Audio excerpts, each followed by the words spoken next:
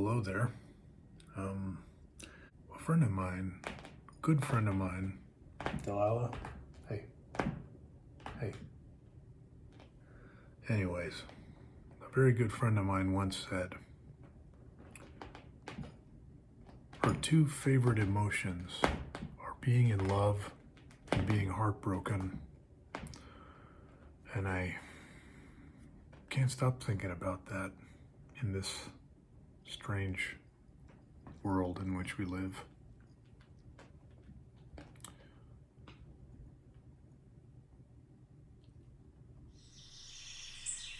The Ardent Archer. It was one of the most bewildering and wondrous moments of his life, that the very tough and wet ground on which he now lay should feel to him like the most perfect bedding he had ever experienced. The bed was of pressed grass and dampened earth, with the occasional tree root digging into the more fleshy parts of his legs or backside. The small of his back was only partially touching this grass. The rest of him, to his shoulders, seemed to lay on the last breaths of the dying summer. This breeze felt cool against the sweat on his spine, as his tired neck hammocked in the most incomparable perfection of a pillow. It was the crook of her arm which held him as upright and comfortable as possible. He looked into the eyes of her, his hero and villain. His ardent archer returned the communion to his searching, drowning eyes with a kindness unlike anything he had expected. Down he fell, submerged in those two black pools. What was this many-stairwayed descending pain? This pain into which he ventured deeper only to find a merriment, a knowing fondness within its increasing darkness.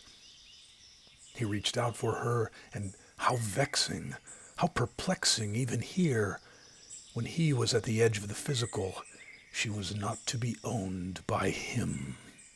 Yet he, the prey, realizing too late, he was all hers. There was a joy in this truth, in this place. The warm air of her mountains felt refreshing and cool in his dark mane, now matted by the mixing moisture of salty sweat, rosy blood, and his fiery tears. He had been here a short while, and yet it felt longer than his life prior, and more potent. Those two dark eyes squinted a light smile to him, and he felt the pain lessen. It was strange that this pain, which increased, seemed to sweeten. Why? It was searing deep burns within him, and yet he held on to the shaft of her arrow with hard gratitude, taking in the feeling of wood within his red-stained flesh. It could end this way, thought he, and it would be perfect. With him sharing all he had left, the wealth of rubies, the glistening treasures, and the Bordeaux that he once held within him, now adorning her skin with his grabbing and holding her. It felt completely fair as she held him here in the slick hammock of her arms, marked and painted by him. What was that look in his wounded lion eyes, wondered the ardent archer. She wondered at that look as he gazed up at her from his humbled position through golden irises that fought the stinging mist of his greatest tears. Why does he look that way, she wondered. She was right to be thus inquiring.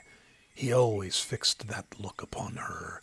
Now here he was, pierced by her pain and anger and heartbreak, and still looking up at her that way, run through by the two black arrows from her lovely skull, and still he was earnest and sweet and patient. What was he saying with that? She remembered an occasion when she was growing up. Perhaps it was a birthday or something. She couldn't quite remember. A chance encounter between her elbow and the rock of a boy, her first cut. She stared at it, unsure what to do, more thrilled by her mother's exclaiming what to do than anything else. How fun it was to see her mother care and respond so. It was an accidental graze. She felt nothing, and the boy got a pulling of his ear. She remembered the feeling of openness as she asked her injury what it was.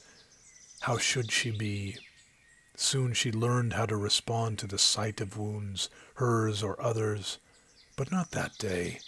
Somehow, she thought of it now, looking into those eyes of his. They seemed like new eyes, open eyes. She could have drowned there in his two topaz worlds. She told him of his ruby-beat strawberry hues whilst his fluids careened about his skin like the macabre philosophies he now felt at ease to embrace, free of shame and taboo. They were two dancers lying still, governed by the strange joy he found in his pain and the strength she found in his joy. It was like the tasty reveal of life's inner mysteries dyed crimson in raspberry juice. He felt he could have spouted to the treetops that he knew what all the hidden meanings were. They were here with her. He could see her, and she held him as he fell and fell. This will not do, thought she, as she went for the cresting of the arrow before he gripped tighter with measured speech, a stirring request. Let your arrow always remain here. And her hand faltered, and his lips smiled gently. How strange for him to feel completely alive in his feelings for her, here at the end of all things.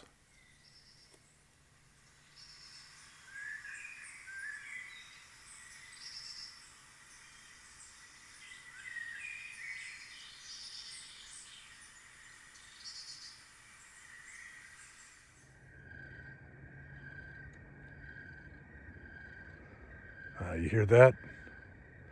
Hi there. Thank you. I hope you liked what you saw, and if you'd like to see or hear more, I invite you to check out my Patreon page. Also, you can help me by subscribing to my YouTube channel, liking this video, and leaving me a comment. Well, alright. That's enough for me. I'll be haunting you soon.